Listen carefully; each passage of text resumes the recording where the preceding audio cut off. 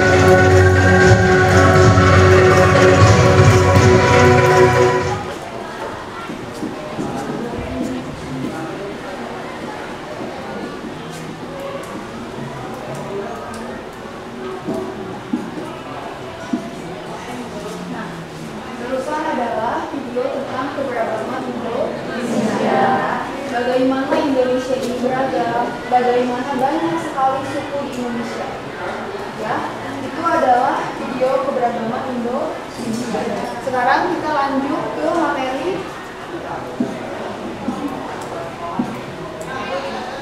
Ya, yang pertama adalah faktor penyebab keberagaman di Indonesia. Kalau faktor penyebab keberagaman di Indonesia apa? Nomor 1. Coba lihat buku catatan yang minggu kemarin. Faktor penyebab keberagaman di Indonesia itu nomor 1 apa? Faktornya nomor 1 adalah letak.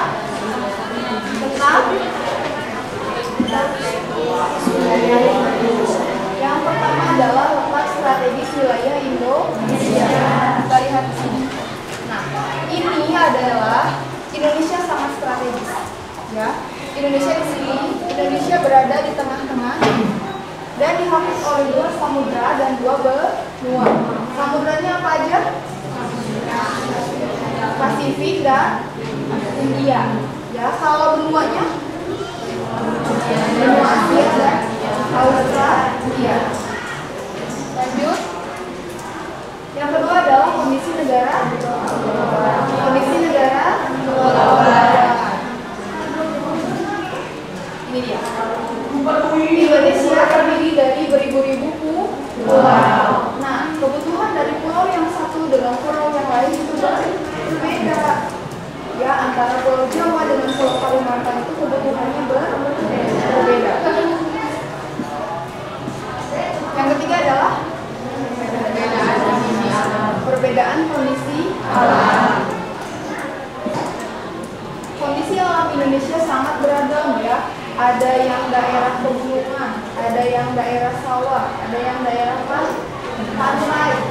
Nah, itu menyebabkan keberagaman di Indonesia. Keberagamannya contohnya apa? Mata pencaharian, terus apa lagi? Kesenian, terus coba lihat buku ceritanya. Setelah kesenian apa? Agama atau kepercayaan dan lain-lain. Nah, yang selanjutnya adalah apa? Transportasi dan komunikasi. Keadaan transportasi dan komunikasi. Ini juga menyebabkan keberagaman di Indonesia. Yang terakhir adalah penerimaan masyarakat terhadap perubahan. Ada masyarakat yang mau menerima perubahan, seperti masyarakat apa? Perkotaan. Ada masyarakat yang tidak ingin menerima perubahan. Ya, seperti contohnya adalah suku-suku di pedalaman Indonesia. Ya, suku-suku itu adalah contoh masyarakat yang tidak ingin menerima perubahan. Lanjut. Nah, kita lanjut ke materi baru yaitu keberagaman suku. Keberagaman suku itu apa? Ismail Ridho mana? Apa itu keberagaman suku?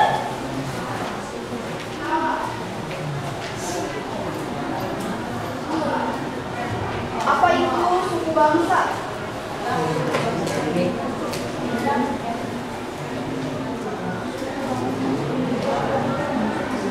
Ya, suku bangsa terus menurut apa Ismail Ridho? Suku bangsa itu apa? Bangsa merupakan jaringan sosial yang dibedakan dengan sosial karena mempunyai ciri-ciri skala mendasar dan berkaitan dengan asal usul dan tempat asal serta kebetulan. Nah, betul, itu adalah pengertian suku bangsa atau lebih ringkasnya, suku bangsa berarti sekelompok manusia yang memiliki kesatuan budaya dan terikat oleh kesadaran dan identitas tersebut. Sampai sini ada pertanyaan atau ada yang mau nanya? Tidak ada?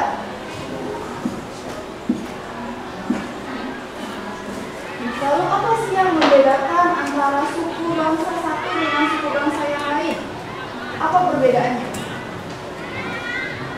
Apa yang membedakan antara suku Sunda dengan suku Jawa?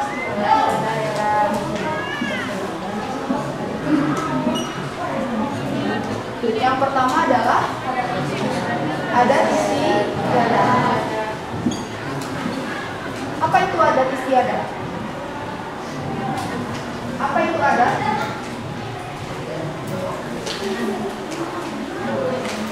Adat adalah sebuah kebiasaan. Ya. Adat adalah sebuah kebiasaan. Nah, adat dari Provinsi Jawa Barat dengan Bali itu berbeda. Ya, seperti pakaian adat. Sudah jelas sama atau beda? Beda. Terus apa lagi? Kesenian. Kalau misalkan di Jawa Barat itu ada namanya tari perang. Kalau di Bali tari rego. Terus apa lagi? Rumah adat di Jawa Barat apa sebenarnya? Keraton Kasepuhan Cirebon. Kalau di Bali Candi Bentar. Nah, begitupun juga dengan senjata. Ya, di Jawa Barat namanya kujang, kalau di Bali namanya adalah keris. Ya. Lanjut. Setelah adat yaitu bahasa yang membedakan suku bangsa satu dengan suku bangsa yang lain adalah bahasanya. Ya. Di sini ada dua orang anak kecil lagi ngobrol.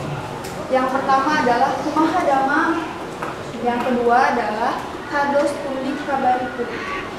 Artinya sama. Intinya adalah gimana kabar kamu atau gimana kabar Anda. Artinya sama tapi bahasanya berbeda. Kalau yang satu dari Sunda, kalau satu lagi dari Jawa. Lanjut ke kesenian. Kalau ini kesenian dari daerah mana?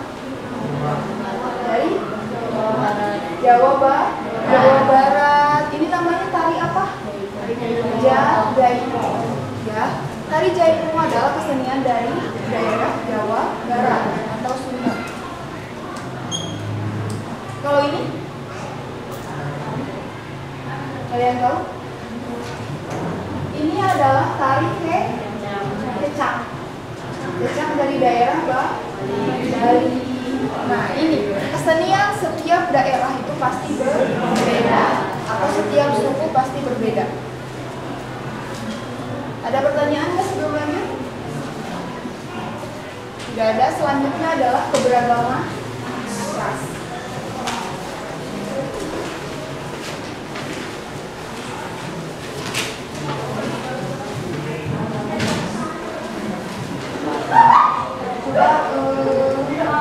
Alifah, mana Alifah? Baca pengertian ras. Ras adalah golongan bahasa berdasarkan ciri-ciri fisik dan garis keturunan. Nah, keberagaman ras atau ras adalah golongan bangsa berdasarkan ciri-ciri fisik dan garis keturunan. Ya, ini adalah contoh ras. Contoh-contoh ras. Ada ras Malayan Mongoloid, ada ras Melanosoid, ada ras Asiatik Mongoloid, ada ras Negroid, dan ada ras Kaukasoid. Ya, ini adalah contoh-contoh ras. Nah, ada pertanyaan nggak sebelum lanjut? Lanjut ke keberagaman agama dan kepercayaan. Nah, ada gambar bangunan, ini bangunan dari agama Islam, namanya adalah masjid. Masjid adalah tempat ibadah dari agama Islam. Ya, siapa yang tahu agama Islam dibawa oleh siapa ke Indonesia? Coba cari buku paket. Islam dibawa oleh siapa ke Indonesia?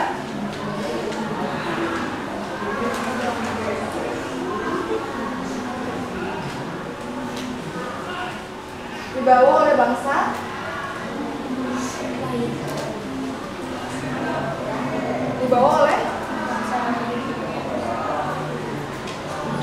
ajaran Islam di Indonesia dibawa oleh bangsa Gujarat dan bangsa Parsi pada saat berdagang ke Indonesia. Nah, selanjutnya kalau ini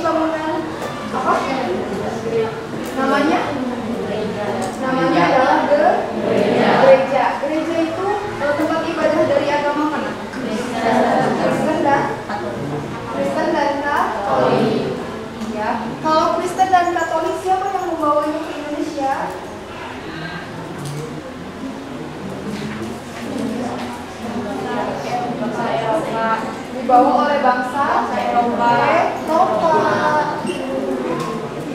Protestan atau Kristen dan Katolik agamanya dibawa oleh bangsa Eropa pada saat penjajahan. Ya, lanjut.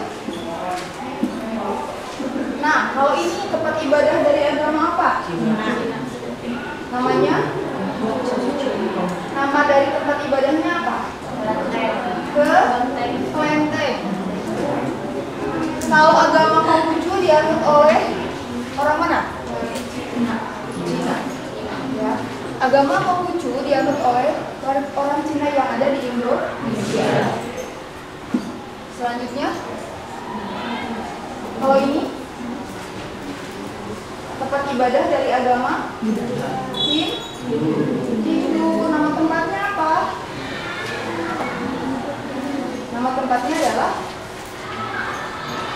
Nama tempatnya adalah Pura. Ya, Pura adalah tempat ibadah dari agama Hindu. Dan agama Hindu dibawa oleh bangsa India ke Indonesia.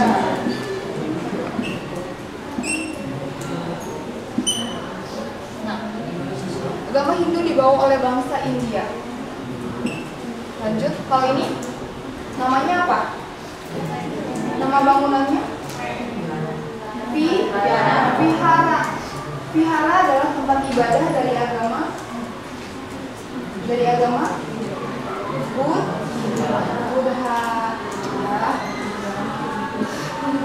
Nah, agama Buddha juga dibawa oleh bangsa India. Nah, itu adalah kelima agama yang ada di Indonesia. Jadi meskipun agama kita berbeda, kita harus punya toleransi dalam beragama. Ya, tidak boleh itu namanya mendiskriminasi agama. Ya, atau misalkan teman kalian di kelas ada yang agamanya Kristen, atau misalkan ada yang agamanya Hindu, misalkan, terus sama kalian tidak ditemani, itu namanya adalah diskriminasi. Ya, tidak boleh, harus saling bertoleransi. Nah, selanjutnya adalah keberagaman antar golongan.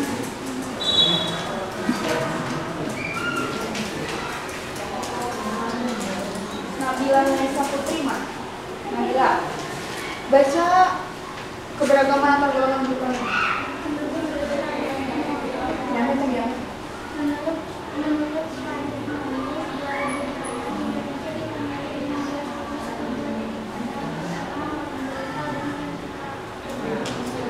Menurut Syarif Muiz tahun 2008, Indonesia ditandai dengan 2 ciri atau 2 titik pandang. Yang pertama apa? Horizontal. Yang kedua adalah vertikal. Kalau arah horizontal itu ke pinggir atau ke atas? Horizontal itu kemana? Ke pinggir atau ke atas? Cung yang ke atas. Cung yang ke pinggir. Yang tidak ngacung apa? Nggak tahu. Horizontal itu arahnya ke pinggir. Kalau vertikal berarti ke atas. Nah, menurut Syarif Muiz, golongan di Indonesia itu ada yang horizontal dan ada yang vertikal. Kalau horizontal contohnya apa? Contohnya adalah perbedaan suku bangsa, agama, adat istiadat dan kebudayaan. Ini secara horizontal. Kalau secara vertikal ini, ya, ada golongan bawah, golongan menengah, dan golongan atas.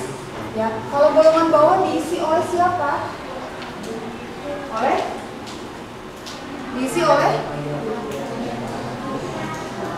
Golongan bawah diisi oleh buruh tani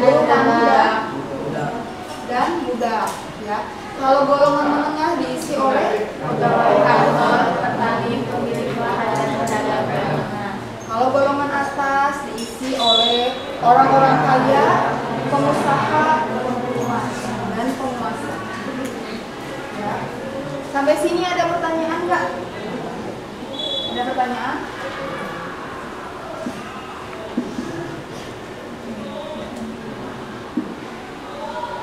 Kalau tidak ada pertanyaan, kita tonton satu video lagi ya.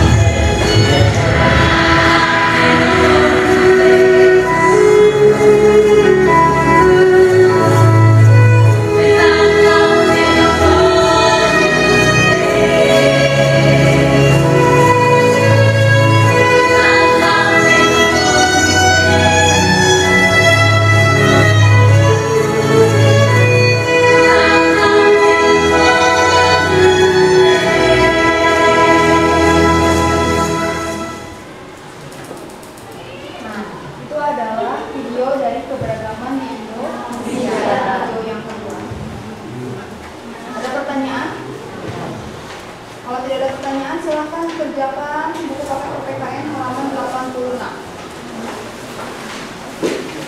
Tabel 4.1 ya.